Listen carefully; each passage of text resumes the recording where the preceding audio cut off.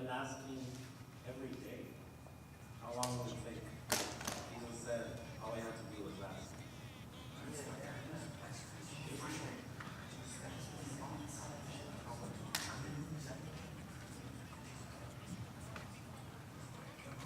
Jesus said, the Holy Spirit will come when time is right. We should wait together.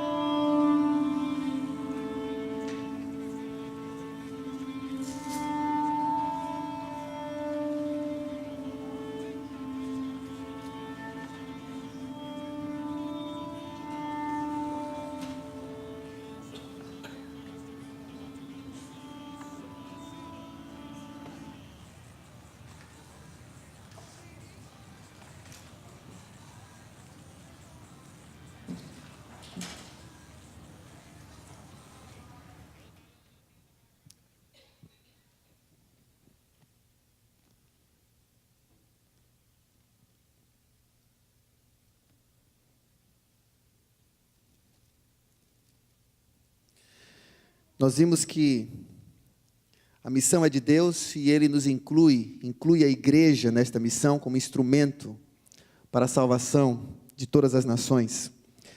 Mas nós vimos que a seara é grande e que sem o poder do Espírito Santo, esta é uma missão impossível. Mas para Deus, o impossível para o homem é totalmente possível. E é por isso que nós precisamos reconhecer, sobretudo, a necessidade de recebermos o Espírito Santo, diariamente e também em sua porção especial através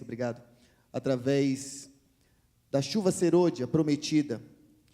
Uma promessa que foi cumprida nos tempos da igreja primitiva, através da chuva temporã, onde os discípulos, seguindo a recomendação de Cristo, assim como vimos nesta dramatização, se uniram em torno de um único propósito: buscar o batismo do Espírito Santo para cumprir a missão. Mas eu quero falar um pouco agora, inicialmente, sobre um requisito fundamental para que esta promessa se cumpra em nossos dias. Este requisito foi tão necessário no passado quanto o é hoje. E ele tem que ver com um aspecto extremamente desafiador para nós, no que diz respeito à vida como igreja, como comunidade de fé, que é a unidade. Vamos abrir as nossas Bíblias no Evangelho de João. Eu sou apaixonado pelos 4 evangelhos, mas eu confesso que o Evangelho de João, para mim, é fascinante. É fascinante. Porque o Evangelho de João, ele indiscutivelmente se distingue dos demais. Eu poderia aqui passar literalmente 1 hora só falando sobre as características do Evangelho de João. Óbvio, não é este o propósito. Eu quero apenas chamar a atenção de vocês de alguns aspectos em relação ao Evangelho de João, antes de entrarmos propriamente no texto. O Evangelho de João é conhecido como o Evangelho dos sinais. E neste Evangelho, 7 sinais são apresentados com o propósito de provar que Jesus era quem ele dizia ser: o Messias, o Filho de Deus, o ungido, o Redentor da humanidade. O Evangelho de João começa de uma forma completamente atípica. Alguns colocam o Evangelho de João comparado a Gênesis, porque em Gênesis a Bíblia começa dizendo: no princípio criou Deus os céus e a terra. E João começa dizendo: no princípio era o verbo, e o verbo estava com Deus, e o verbo era o Deus. Há um paralelismo direto aí.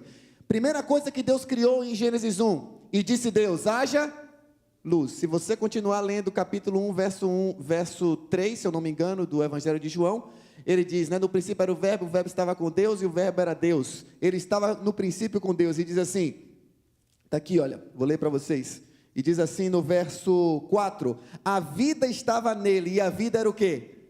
A luz dos homens. A mesma sequência de Gênesis, apresentando a Deus, o verbo ali relacionado ao Criador de Gênesis, e agora ali o verbo como sendo a luz, seguindo uma sequência bem parecida, um paralelo entre Gênesis e o Evangelho de João. Em Gênesis, Deus é apresentado como Criador. Em João, no princípio, Deus é apresentado como o Redentor. Você encontra em João coisas interessantes. Por exemplo, em cada um desses sinais, você vê, no fundo, o objetivo cristocêntrico de apresentar Jesus. Por exemplo, nas bodas de Caná, o que Jesus queria com aquele milagre? Mostrar que ele era o vinho novo. Ele era o vinho novo. E se você continua, você vai ver, por exemplo, na conversa de Jesus com a mulher samaritana, ele queria provar que ele era a água que mataria a sede dos homens. Você vê, por exemplo, na multiplicação dos pães e peixes, logo em seguida Jesus ergue-se e diz: eu sou o pão da vida. Você vai encontrar, por exemplo, quando Jesus, antes de curar o cego de nascença, ele diz: eu sou a luz do mundo. Exatamente antes, logo no contexto anterior à cura do cego, que é no capítulo 9, ele diz: eu sou a luz do mundo. Em seguida, o cego é enxotado da sinagoga. Ele foi excluído da comunidade da fé. Jesus disse o quê? Eu sou o bom pastor. Eles não te querem, eu sou o bom pastor. Então, é interessante como João vai colocando tudo para centralizar em Cristo. E aí chegamos no capítulo que nós temos interesse aqui, que é o capítulo 11 de João. No entanto, vamos para o capítulo 17. Você vai entender por que depois retornaremos ao capítulo 11. No capítulo 17, você encontra algo que é exclusivo do Evangelho de João. Você não encontrará em nenhum dos outros 3 evangelhos, Mateus, Marcos ou Lucas, nos 3 evangelhos sinóticos. Esse é apenas um dos exemplos. Por exemplo, você não vai encontrar a conversa de Jesus com Nicodemos em nenhum outro evangelho, apenas no Evangelho de João. Você não vai encontrar o diálogo entre Jesus e a mulher samaritana em nenhum outro evangelho, apenas no Evangelho de João. Você não encontrará o milagre das bodas de Caná em nenhum outro evangelho, apenas no Evangelho de João. E você não encontrará esta oração a não ser no Evangelho de João, a oração que está registrada no capítulo 17. Por sinal, pergunto: quando Jesus conversou com Nicodemos, ele estava sozinho com ele, sim ou não? Como é que João sabia dessa conversa? Quando Jesus conversou com a mulher samaritana, ele estava sozinho com ela, sim ou não? Como é que João soube dessa conversa? Como ele registrou? Só há uma explicação. Jesus contou a ele. O discípulo mais próximo, o discípulo mais íntimo, aquele que estava mais aberto às impressões espirituais e aos ensinos de Cristo. E a oração sacerdotal do capítulo 17 também é uma exclusividade do Evangelho de João. Mas eu quero chamar a atenção de vocês, a partir do verso 15, vamos ler a partir do verso 15, apenas para contextualizar, e vamos chegar ao verso-chave que diz respeito à unidade. João capítulo 17, a partir do verso 15. Vamos fazer uma oração antes de qualquer coisa? Querido Deus, obrigado, Pai, pela oportunidade mais uma vez de abrirmos a Tua palavra, ouvirmos a Tua voz, no que diz respeito à necessidade da unidade, conforme o Senhor nos ensina, conforme vimos aqui no início, através da dramatização, que o Senhor agora nos mostre, não apenas a necessidade da unidade, mas como alcançá-la como igreja. É o que te pedimos em nome de Jesus. Amém. O texto diz assim: não peço que os tire do mundo, e sim que os guardes do mal. Eles não são do mundo, como também eu não sou. Santifica-os na verdade, a tua palavra é a verdade. Assim como tu me enviaste ao mundo, Senhor, também eu os enviei ao mundo. E a favor deles eu me santifico a mim mesmo, para que eles também sejam santificados na verdade. Não rogo somente por estes apóstolos, estes discípulos, mas também por aqueles que vierem a crer em mim por intermédio da sua palavra. Jesus orou por mim, Jesus orou por você naquele dia. Verso 21, para que ele orou? Para que ele orou não apenas por estes, mas por nós também, a fim de que todos sejam um. E como és tu, ó Pai, em mim, e eu em ti, também sejam eles em nós. Para quê? Para que o mundo creia que tu me enviaste. Verso 23, eu neles e tu em mim, a fim de que sejam aperfeiçoados na unidade, para que o mundo, mais uma vez, conheça que tu me enviaste e os amaste, como também amaste a mim. Amigos, notem que o verso 21, Jesus ele coloca um padrão, uma referência, um modelo para a unidade que nós precisamos alcançar como igreja. E que padrão ele coloca para nos servir de referência, para alcançarmos em relação à nossa unidade? Qual é o padrão? A unidade que existe entre o Pai e o Filho. Notem, verso 21, a fim de que todos sejam um, como és tu, ó Pai, em mim e eu em ti. Em outras palavras, eles precisam ter uma unidade tal qual eu tenho contigo. Elevou o nível ou não? Botou a barra lá no alto ou não? Queridos, como é a unidade entre o Pai e o Filho? Perfeita. Ao ponto de Jesus dizer, eu e o Pai somos o quê? Somos um. E Jesus usou a mesma expressão aqui. A mesma expressão, a fim de que todos sejam o quê? Sejam um como eu sou um contigo. A mesma expressão. Minha pergunta para vocês é: esta unidade entre o Pai e o Filho, como referência para nós, atingir esta unidade, ela é fácil? Sim ou não? Ela é fácil atingir a unidade, a igreja com tantas personalidades diferentes, com tantos backgrounds diferentes, níveis culturais, níveis acadêmicos, níveis sociais, cosmovisões, porque cosmovisão não é só um assunto de alguém que é de uma religião e outra de outra, tem cosmovisão diferente, não. Aqui nós temos, óbvio, similaridades em alguns aspectos e outros completamente distintos, e aí vai envolver questões intergeracionais. Eu me considero jovem, mas a minha visão de mundo jamais pode ser comparada a um pré-adolescente de hoje. É algo completamente distinto. É um outro mundo, é uma outra geração. Então veja, como atingir essa unidade perfeita? Porque esse é o padrão. É fácil, queridos? É fácil? Não. É difícil? Bem, você vai entender por que eu não estou respondendo ainda. Volte, deixe marcado aí, e volte para João 11. Qual é a história que está em João 11? História de João 11.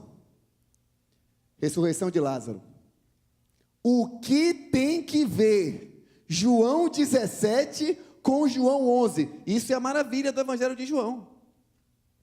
Essas são as singularidades do Evangelho de João, os mistérios deste Evangelho sem par. João 11 está completamente relacionado a esta oração. E eu quero que você que já conhece a história, eu não vou me demorar aqui narrando a história de Lázaro, poderíamos tirar muitas lições aqui da história da morte de Lázaro, né? Está enfermo aquele a quem amas. As pessoas que Jesus ama também sofrem, não é? Diferente de alguns que pregam que quem segue a Jesus deve parar de sofrer ou não terá mais problemas na vida e coisa semelhante. Mas eu quero lhe chamar a atenção ao capítulo 11 de João e a oração que Jesus fez. Primeiro paralelo entre um capítulo e outro. João 17, uma oração. João 11 também encontramos uma oração. Vamos ver agora a oração que Jesus fez?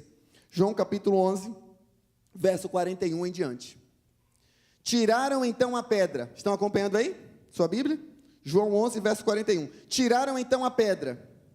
E Jesus, levantando os olhos para o céu, disse: Pai, graças te dou porque me ouves, ou porque me ouviste. Aliás, interessante a maneira que Jesus dialoga aqui com o Pai. Aliás, eu sabia que sempre me ouves. Mas assim eu falei por causa da multidão presente, para que o quê, queridos? Para que creiam que tu me enviaste. Opa, ouviram o eco aí? Ouviram um eco aí? A fim de que todos sejam um, como tu és, ó Pai, em mim e eu em ti. Que todos sejam um, para que o quê? O que é que diz lá em João? Para que o mundo creia que tu me enviaste. A mesma expressão de finalidade é utilizada nessas duas passagens. Uma oração, primeiro paralelismo, segundo paralelismo, a mesma finalidade. Vocês precisam ser um, precisam atingir a unidade perfeita, tal qual existe unidade perfeita entre eu e o meu Pai. Para quê? Qual o propósito? Para que o mundo creia que tu me enviaste. O propósito primário da unidade era um propósito missionário. Para que sejam um, a fim de que o mundo creia. Jesus ora, antes de ressuscitar Lázaro, ele já sabia que ele ia ressuscitar. Ele sabia, olha, Pai, graças te dou porque me ouviste. Aliás, eu sabia que tu sempre me ouves. Mas eu digo isto por causa deles, para que eles creiam que tu me enviaste. O que é que ele faz logo depois? Simples, oração simples, sem rodeio, sem frufru, sem... E tendo dito isto, clamou em alta voz, Lázaro, vem para fora. O homem sai, um monte de gente crê, claro. Minha pergunta é fácil ressuscitar um morto de 4 dias? Não é fácil. É difícil ressuscitar um morto de 4 dias? Não é difícil. Quem disse a você que é difícil? É impossível. Não é fácil, não. Mas também não é difícil. Difícil é algo que você tenta, se esforça, se dedica e faz. Mas ressuscitar um morto de 4 dias, putrefado, em estado de decomposição avançada, não é difícil não, meu amigo. É impossível para o homem. Você entende agora? Eu faço isso para que o mundo creia. E agora eu volto para o paralelismo de João 17, a fim de que todos sejam um. Como tu, ó Pai, és em mim e eu em ti, que eles sejam em nós, para que o mundo creia que tu me enviaste. Uma unidade perfeita, tal qual o Pai tem com o Filho. É fácil? Não. É difícil? Também não. Qual o paralelismo? É impossível. É impossível para nós alcançarmos esta unidade que Jesus exige de nós, comparada à unidade da Trindade, tal qual é impossível ressuscitar um morto de 4 dias. Esta é a comparação das duas coisas. Mas essa é a beleza do Evangelho de João. A ressurreição de Lázaro é a prova que aquilo que é impossível para o homem é possível para Deus. E o que Jesus queria dizer, ou o que João quis transmitir com essa estrutura que ele criou em seu Evangelho é: tal qual Deus realizou o impossível na ressurreição de Lázaro para que o mundo creia, Ele também quer, pode e vai realizar o impossível na igreja, unindo a sua igreja para um propósito missionário. Percebe? Esta é a ligação. Nós, como seres humanos, jamais alcançaríamos essa unidade por nós mesmos. E é isso que Jesus quis dizer aqui.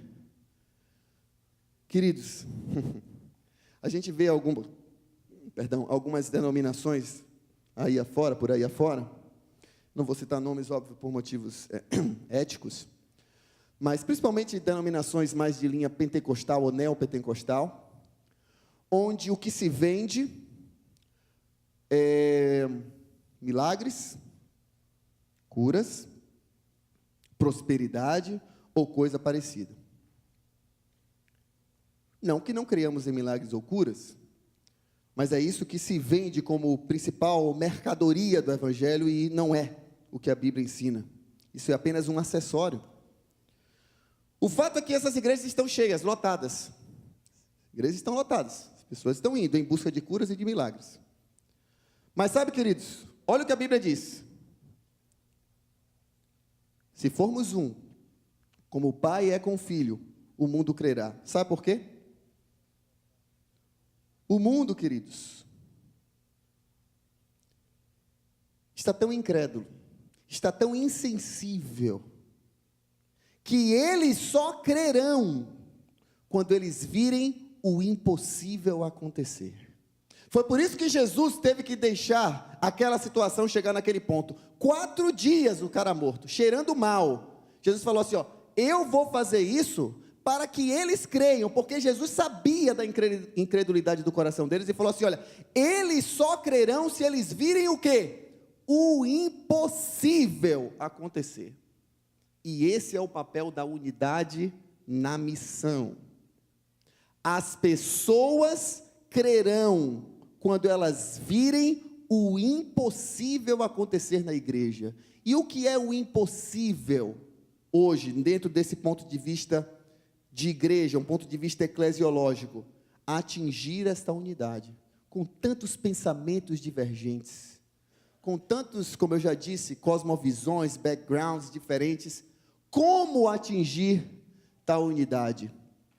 Para nós, não é fácil, muito menos difícil, é impossível.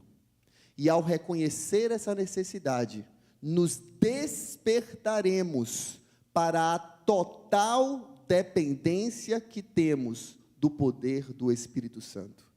Sem esta compreensão, sem este approach em relação à unidade, nós continuaremos batendo cabeça. O que nós estamos buscando não é algo alcançado pela sociologia, nem pela antropologia, a despeito da relevância e da seriedade de ambas ciências humanas,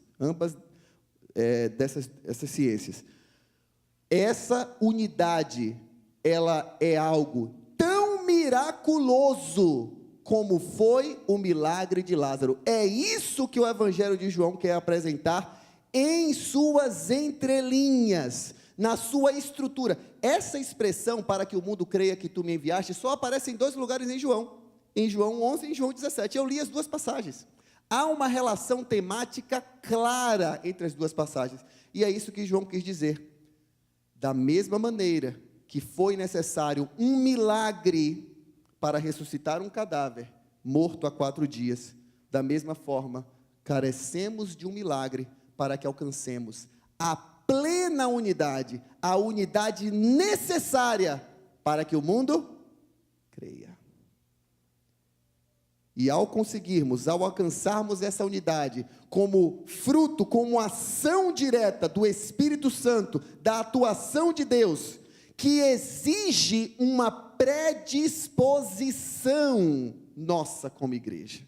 Aí é o ponto. Porque Jesus operou o milagre, mas antes ele disse o que para aquelas pessoas? Antes da oração, ele disse o que no verso que nós lemos? Você lembra? Tire a pedra.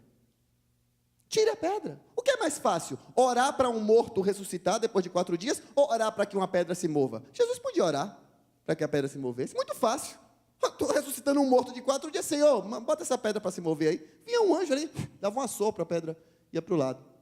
Mas não, ele olhou para as pessoas e disse assim, ó, tira a pedra. Essa é a parte que lhes cabe. Agora, o milagre, agora é comigo. Vocês não conseguem ressuscitar esse homem aí, meu amigo. Nem que vocês tentem não é difícil não, tá? Não é difícil não, é impossível. Agora, a pedra é difícil, é pesada. Junta aí muita gente aí, empurra esse negócio aí. Essa é a sua parte. Predisposição para que o milagre aconteça. Da mesma forma, eu te pergunto, quais tipos de pedras precisamos rolar para que o milagre da unidade aconteça em nossas vidas?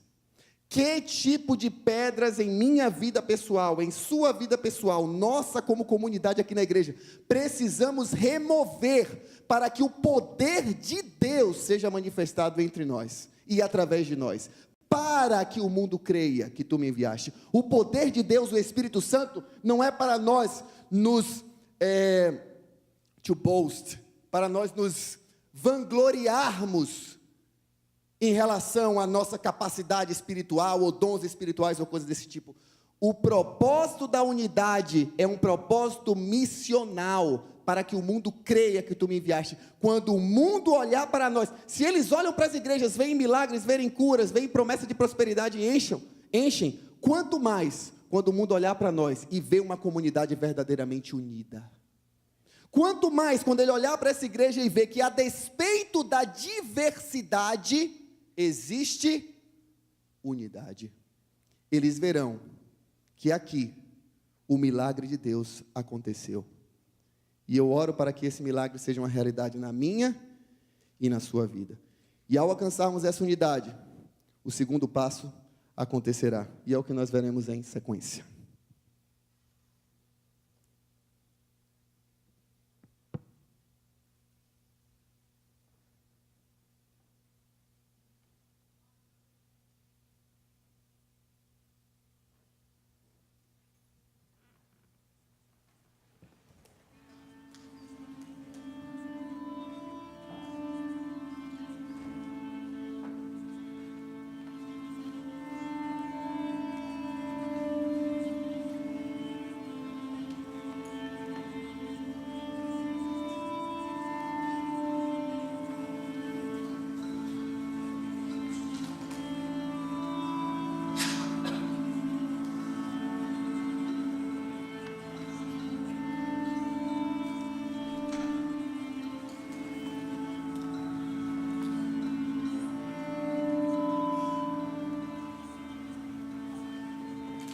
We should pray together.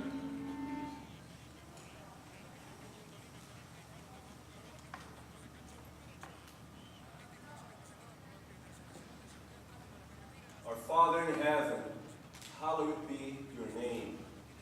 Your kingdom come, your will be done on earth as it is in heaven.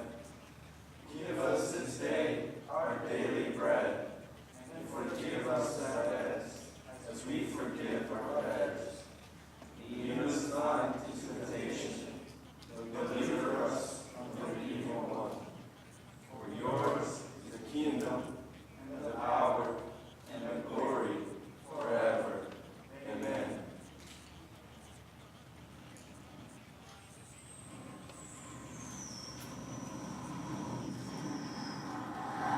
Jesus has delivered us. Jesus resurrected. He is alive. Jesus ressuscitou. Ele está vivo. Vai se ressuscitar, envio, glória, ressuscitar, envio, He is alive.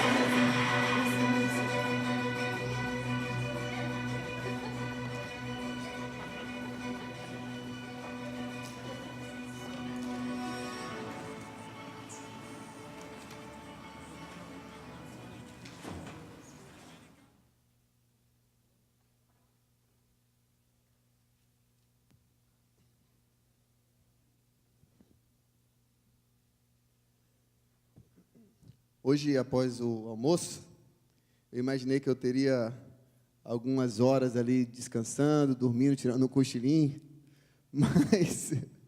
mas eu fiquei pulando literalmente assim de um grupo em outro, e chegava uma pessoa e outra, e nós tivemos assim conversas fantásticas, um diálogo muito bom, uma troca de ideias assim muito interessante. E não sei se vocês já perceberam que eu gosto de falar, né? E, na verdade, eu sou tímido, viu? Pouco o pessoal fala isso, o pessoal pensa que eu estou brincando. Eu sou extremamente tímido, mas eu gosto de conversar. E as conversas giraram em torno, basicamente, sobre, enfim, aquilo que a gente discutiu aqui, apresentou, e os desafios da missão, os desafios e oportunidades da missão, né? Nunca veja apenas os desafios, enxergue as oportunidades por trás deles também. Mas algumas pessoas me relataram assim, me apresentaram uma reação em relação àquilo que, quando eu preguei aqui sobre a questão da seara ser grande, né? Contrastando uma ideia, um senso comum que nós temos, de que se temos já de 237 países reconhecidos pela ONU, se nós já estamos presentes em 215, logo faltam apenas 22 países para ter a presença adventista, logo, qual a conclusão? Falta pouco para cumprir a missão. esse pensamento, a despeito de um pensamento que pode gerar aquela coisa, uau, Jesus está voltando e tal, em contrapartida, isso pode levar a igreja a uma complacência missionária. Bem, se só faltam 22, meu amigo, eu vou desacelerar. Eu vou dar 22, pega 22 pessoas aí, 22 pessoas aqui, manda, acabou, já vai lá para o país e resolve, e a gente descansa. Mas, na realidade, quando a gente apresenta os números, e os números são frios, não é? Os números, eles nos chocam, porque eles demonstram que a seara é muito maior do que a gente pensa, como a gente viu, né? De 17 mil, arredondando, people groups, ou grupos étnicos, né? Eles apenas, ou melhor dizendo, 7 mil deles são considerados grupos não alcançados, né? Unreached people groups, eles falam.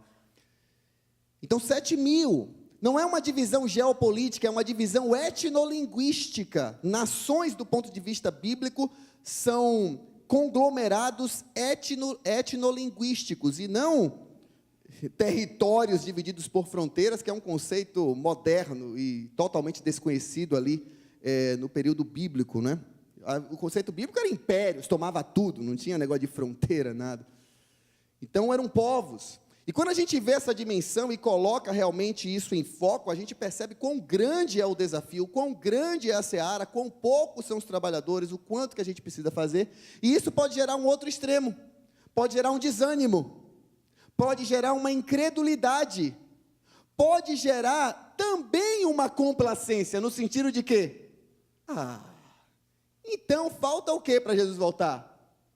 Falta muito. Poxa, se for esperar ainda, pregar o evangelho nesses 7 mil grupos, traduzir a Bíblia, enfim, fazer todo um trabalho para que o evangelho seja testemunhado em todos esses grupos, então Jesus vai demorar para voltar. E aí gera o outro extremo. Qual é o outro extremo? Ao invés do triunfalismo, o cinismo.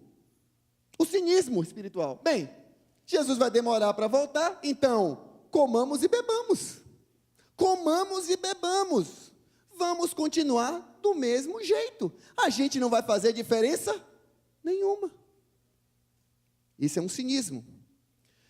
Então, longe disso, o grande objetivo desta mensagem, desse alerta que Jesus nos dá, essa advertência, a seara é grande, os trabalhadores são poucos. Rogue, implore, suplique ao Senhor da seara que lance trabalhadores para fora. O que Jesus queria fazer, e o que nós apresentamos aqui, era despertar, primeiramente, o senso da realidade, do tamanho do desafio, e que isso nos trouxesse uma humildade e um senso de total dependência de Deus. Porque se da mesma forma que alcançar a unidade não é fácil, não é difícil, é impossível para o homem, realizar essa missão também é impossível ao homem. E foi por isso que Jesus colocou como condição sine qua non o batismo do Espírito Santo. Sem ele não adianta. Você pode ter todos os recursos, você pode ter pessoas capacitadas, você pode ter poliglotas, você pode ter pessoas dispostas a morrer pelo Evangelho. Quanto tempo até que tudo se cumpra? Queridos, o batismo do Espírito Santo, hoje, ele não é importante. Ele é vital. Ele é muito mais que importante. Ele é essencial.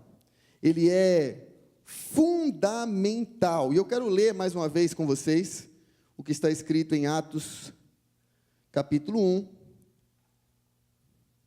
e os versos 6 a 8. Versos 6 a 8. Quando eu preguei sobre esse texto, se eu não me engano, foi no primeiro dia da semana de oração, coincidentemente, né, ou providencialmente, eu apenas citei o verso 8 para os propósitos da mensagem daquele dia. Mas hoje eu quero trazer à tona o contexto do verso 8 a partir do verso 6. Atos capítulo 1, verso 6. Então, os que estavam reunidos lhe perguntaram: Senhor, será este o tempo em que restaures o reino a Israel? O que aqueles homens estavam preocupados? Quando? Quando finalmente a missão será cumprida? Quando finalmente Israel será restaurado? É óbvio que aqui eles ainda tinham uma visão equivocada distorcida sobre o reino de Deus. Eles ainda não tinham uma visão clara sobre o reino messiânico. Eles ainda continuavam influenciados pela teologia de outrora, de acreditar, de entender que o reino messiânico, que o reino de Israel, seria um reino terreno. E eles mais uma vez destacam isso nessa pergunta: quando será este o tempo em que restaures o reino a Israel? Respondeu-lhe Jesus o quê? Não vos compete. Não vos compete conhecer tempos ou épocas que o Pai reservou pela sua exclusiva autoridade. Queridos, da mesma forma que não competia a eles, não compete a nós. Para que vamos ficar entrando nesse mérito? Ah, Jesus vai demorar 30 anos, 40 anos, 100 anos, vai voltar amanhã. Não nos compete saber os tempos. Não nos compete saber as épocas que o Pai reservou pela sua exclusiva autoridade. Não caiamos mais uma vez nesse engodo de ficar tentando deduzir, de tentar adivinhar, né? Fazer uma análise política, social. Peraí, mas olha, subiu esse presidente agora, daí sinais, acompanhar as profecias, tudo ok. Agora, a partir do momento que eu começo a me propor a conhecer tempos ou épocas que o Senhor reservou para a sua exclusiva autoridade, aí eu estou entrando num terreno que não é meu. A última profecia envolvendo datas, a última profecia de tempo revelada na Bíblia Sagrada, qual foi? A profecia das 2.300 tardes e manhãs, que termina quando? Pelo tempo. 22 de outubro de 1844. Ponto. A partir daí, é tudo de autoridade exclusiva do Pai. A Bíblia diz lá em Deuteronômio 29, as coisas reveladas são quem? Para nós e para nossos filhos. Agora, as escondidas são para Deus. Agora, Jesus chega e diz logo na lata: meu amigo, esse não é o foco. O foco não é esse, não. Eu vou voltar, ponto. Eu vou voltar, ponto. Eu restabelecerei o reino, ponto. Isso é o que importa. Essa é a esperança. Agora, não percam tempo discutindo tempos ou épocas, porque isso não lhes compete. Agora, verso 8, agora ele disse: agora isso sim. Isso aqui, ó, ei, psiu, como diz meu professor, isso sim lhe compete. Isso sim merece a sua devida atenção. Mas, recebereis poder. Recebereis poder ao descer sobre vós o Espírito Santo, e sereis minhas testemunhas, tanto em Jerusalém, como em toda a Judéia e Samaria, e até aos confins da terra. Queridos, essa é a nossa maior e mais urgente necessidade, como igreja. Ellen White diz: um reavivamento da verdadeira piedade entre nós. Eis a nossa maior e mais urgente necessidade. E por quê um reavivamento da verdadeira piedade? Era esse contexto, era esse framework que ela tinha em mente. Um contexto da necessidade de arrependimento, um contexto da necessidade de reconhecer as nossas limitações, o contexto de reconhecer que existem pedras que precisam ser removidas, um contexto da necessidade de termos uma predisposição para que o milagre aconteça, fazendo a nossa parte, e aí sim Deus operará, através da unidade do seu povo, que é algo sobrenatural, não é algo sociológico, não se alcança com técnicas de liderança, apesar de serem válidas, mas a plena unidade da igreja, comparada à unidade entre o Pai e o Filho, não me venha dizer que isso é algo humano, isso é algo sobrenatural, tal qual foi a ressurreição de Lázaro. Isso é o que a Bíblia, o Evangelho de João, apresenta de forma clara, ali nesses paralelismos utilizados entre o capítulo 17 e o capítulo 11. E é por isso que eu desafio você, primeiro, a retirar essas pedras, ou a pedra, que porventura esteja impedindo de nós e do mundo lá fora ver o poder de Deus. Foi isso que ele disse para as irmãs de Lázaro. Não te disse que se creres, verás a glória de Deus? Tire a pedra. Tire a pedra.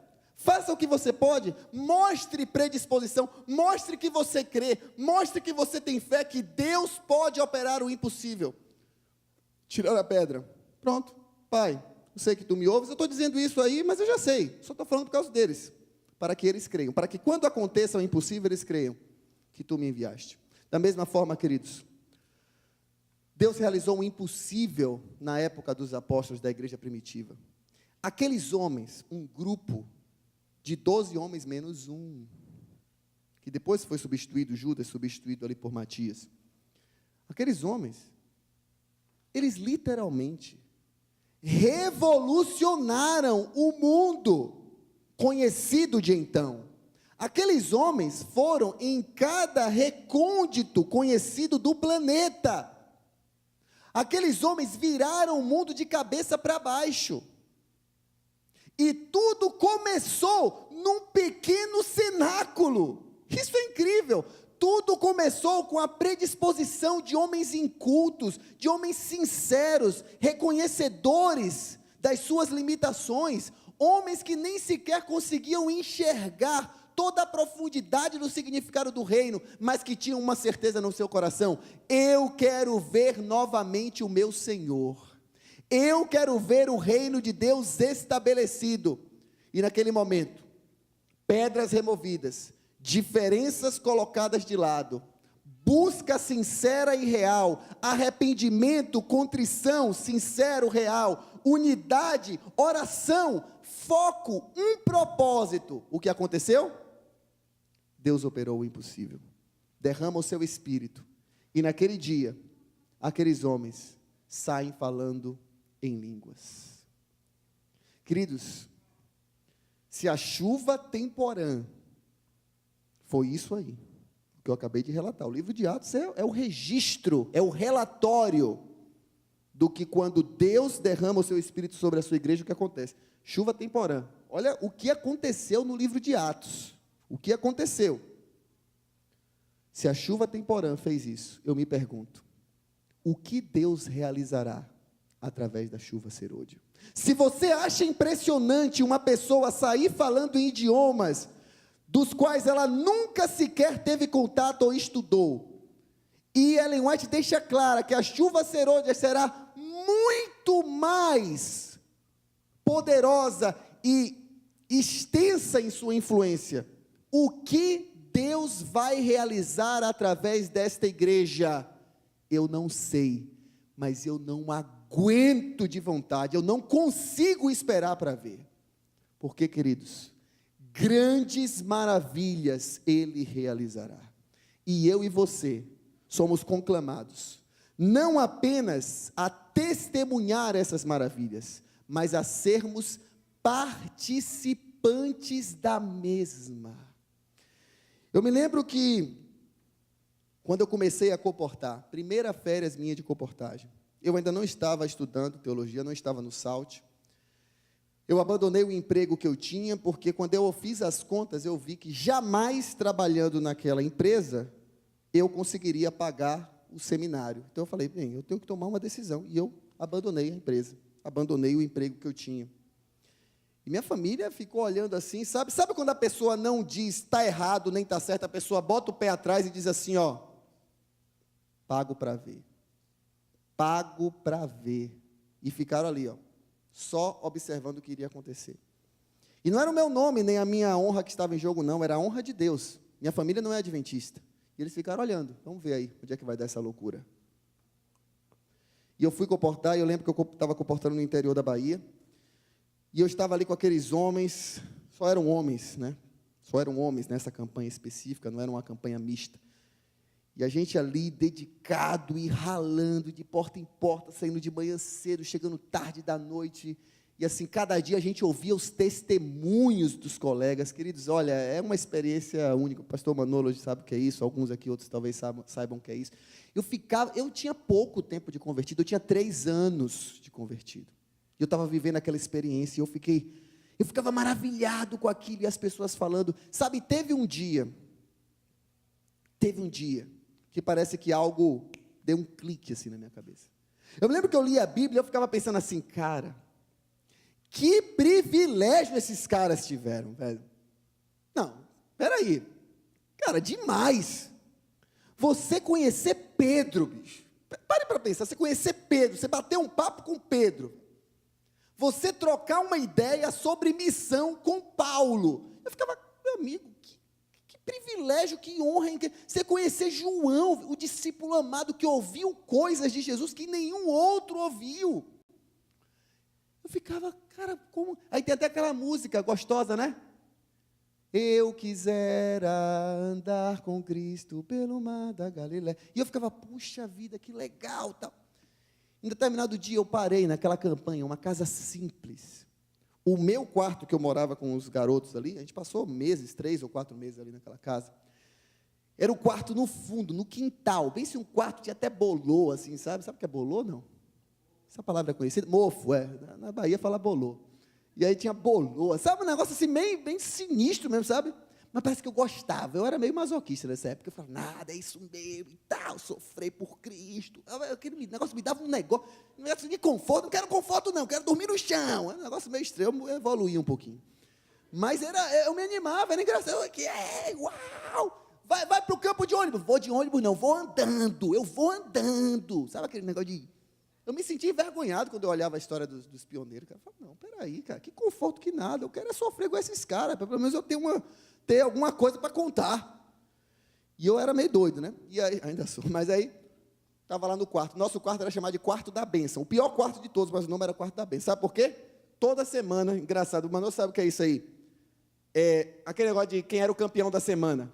Eram 4 pessoas, eu mais 3, ficava mudando de um para o outro assim, ó. Toda semana, uma semana era um, outra semana era outro, outra semana era outro. Ficava assim, ó. Não saía os caras, não, peraí, esse quarto é alguma coisa, é um complô. É o quarto da bênção, aí botaram o nome. Porque os caras oravam, meu irmão. Os caras oravam que incomodava. 2 horas da manhã. Yuri, bora orar. Peraí, bicho, estou cansado. Bora orar, cara. Bora orar, rapaz. E os caras me acordavam e a gente orava. Rapaz, negócio de doido. De doido. 5 da manhã, um sol lá, você... Bora acordar para orar. Peraí, rapaz, vai ter o culto daqui a pouco. Todo mundo, não, que culto? Culto é todo mundo. É a gente aqui, vamos orar. É a nossa unidade, é o nosso grupo. Vamos orar. Meu amigo, eu aprendi com aqueles homens. Nenhum deles pastores. Nenhum deles se tornou pastores. As maiores lições espirituais que eu aprendi foi no quarto da bênção. Aqueles homens me acordando e a gente orando, e orando, e orando, e orando, orando muito. E aí teve um dia que, como eu disse, deu um clique. Eu estava sentado naquele quarto, no chão, olhando aqueles homens. Fala simples, vocabulário simples. Pessoas extremamente humildes, jovens, mas humildes, pessoas do interior, sem muita formação, sem muita experiência de vida, nunca tinham saído do Brasil, assim como eu. E eu fiquei olhando aqueles homens, aqueles jovens, sonhadores, cheios de ideais, com um propósito tão firme. E teve um dia que eu olhei para aqueles homens e me deu um clique. E eu pensei, não há diferença. Não há diferença em eu ter conhecido Pedro ou Paulo. Eu estou conhecendo Nildo. Nildo era um desses. Falei, eu estou conhecendo Nildo. O mesmo Espírito que habitou sobre aqueles homens habitava sobre ele. Eu falei, eu estou conhecendo Nildo. Eu não preciso olhar para o passado com a nostalgia que eu não posso viver e ficar, puxa vida, como seria bom. Não, eu posso viver isso hoje, eu estava vivendo aquilo. Você acha que Paulo, Pedro, esses caras tinham consciência quem eles eram? Rapaz, eu sou Paulo, caramba, eu sou famoso, deixa eu me dar um autógrafo aqui e assinar nele mesmo. Eles não tinham consciência. Pedro, nunca eles saberiam que 2000 anos depois, os seus escritos, as suas histórias seriam compartilhadas pelo mundo. Eles não tinham noção. Eles simplesmente viviam, andando com Cristo, seguindo a fé, cumprindo a missão. E naquele dia me deu esse estalo. E eu nunca me senti tão honrado como naquele dia. Eu me senti na presença de homens de Deus, como eu estaria na presença de Pedro, Tiago, João ou qualquer outro. E é isso que eu quero deixar com vocês, essa reflexão. Nesta igreja existem homens e mulheres de Deus. Deus deseja usar-nos de forma tão poderosa, ou mais, assim como usaram aqueles homens. Mas enquanto eu e você não crermos nisso, não nos predispormos a isso, não eliminarmos as diferenças que impedem do poder de Deus, da glória de Deus se manifestar em nossa vida, continuaremos vivendo um cristianismo medíocre, que olha para o passado, que vive do passado, que se gloria do passado, mas que não consegue experimentar o poder de Deus no presente. Que eu e você possamos superar a mediocridade e buscar a excelência do poder de Deus em nossas vidas. E essa excelência será alcançada em sua plenitude quando o Espírito Santo for derramado sobre esta igreja.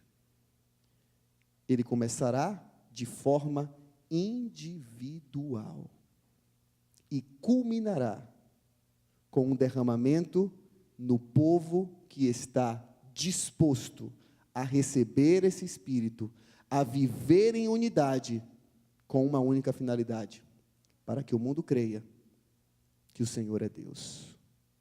Se esse for o seu desejo, de viver um milagre na sua vida, e de experimentar este poder de forma real, não de forma teológica, não de forma teórica, não de forma abstrata, não de forma romântica, de forma real, prática, diária, palpável, concreta, eu te desafio nessa hora, a se colocar em pé, e fazer primeiramente uma oração individual com o Senhor, em silêncio. Ore a Deus, veja quais são as pedras que você precisa remover, veja quais são as diferenças que você precisa eliminar da sua vida, dos seus relacionamentos. E num determinado momento eu vou começar uma oração aqui da frente, e eu vou me colocar de joelhos, e se você desejar, neste momento, quando eu começar a oração, você coloca de joelhos comigo também, para nós orarmos e concluirmos esse momento, pedindo a bênção e o derramamento do Espírito. Fique em pé, faça a sua oração individual ao Senhor, e em seguida eu darei um tempo, em seguida eu me ajoelharei, e nós oraremos juntos ao Senhor. E se você quiser, pode acompanhar-me também ajoelhando-se.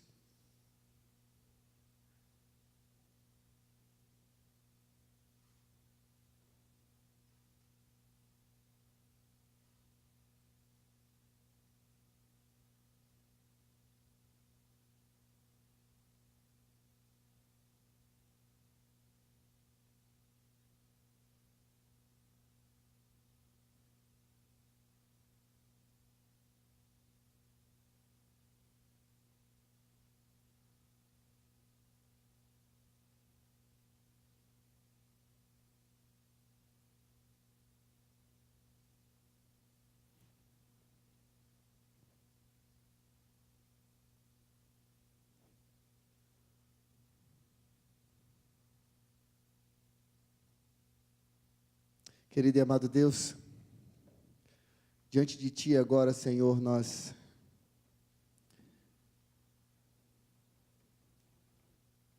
queremos, primeiramente, reconhecer que somos carentes da Sua graça, reconhecer que somos carentes do Seu perdão, carentes da Sua misericórdia, carentes do Teu poder. Quando olhamos para nós, aqui, lá dentro, e quando olhamos para a igreja ao nosso redor, e quando vamos além, quando olhamos para o mundo lá fora, percebemos que a tarefa que temos diante de nós não é fácil. Percebemos que a tarefa missionária que temos diante de nós não é difícil.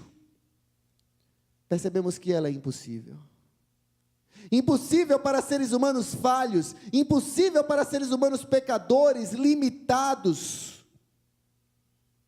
Senhor, mas ao invés desta consciência, deste entendimento, deste sentimento, gerar em nós cinismo espiritual, ou complacência missionária, ou desânimo, ou quem sabe, perda de esperança, isso deveria nos mover ainda mais, em busca de alcançarmos a Tua promessa, em busca de alcançarmos a nossa maior e mais urgente necessidade, um reavivamento da verdadeira piedade, que nos conduzirá, Senhor, a colocarmos de lado as nossas diferenças, nos unirmos a despeito da diversidade em que vivemos, buscarmos de Ti compreensão, sabedoria, poder do alto, e assim, Senhor, recebermos o batismo do Espírito Santo em sua plenitude nesses últimos dias. Senhor, queremos experimentar este milagre em nossas vidas. Não para colocarmos essa experiência como uma espécie de patente ou status espiritual. Não para fazer distinção entre santos e pecadores, entre salvos e perdidos, entre cristãos e mundanos. Não. O objetivo da unidade, conforme a Tua palavra, é um só. Nós precisamos nos tornar um, assim como Tu és um com o Pai, para que o mundo creia que o Senhor foi enviado para os salvar.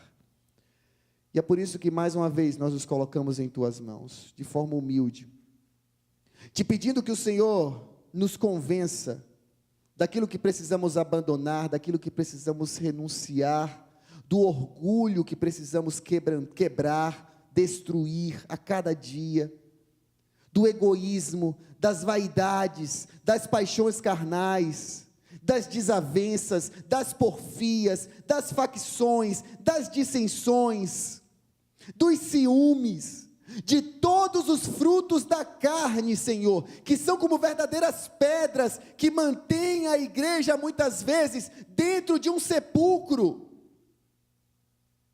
que mantém a igreja lacrada, que mantém a igreja, Senhor, como um cadáver, como um corpo morto. Nós somos um corpo, mas não um corpo sem vida. Nós somos o corpo de Cristo. E precisamos viver essa experiência do impossível. Precisamos viver a experiência da ressurreição, do reavivamento, de uma verdadeira reforma pautada pela palavra de Deus, não pautada por extremismos, ou por dogmas, ou por qualquer outra coisa que não tenha que ver com a Tua vontade. Senhor, que esta unidade operada por Ti, como resposta a uma predisposição voluntária da Tua igreja, em se abrir, em colocar de lado as diferenças, a despeito da diversidade que temos, que é saudável, buscarmos a unidade em meio à diversidade, aproveitando a diversidade, se utilizando dela como instrumento, como mecanismos, nos seus mais diversos dons e talentos e contextos sociais, culturais, econômicos, acadêmicos, que esta unidade operada por Ti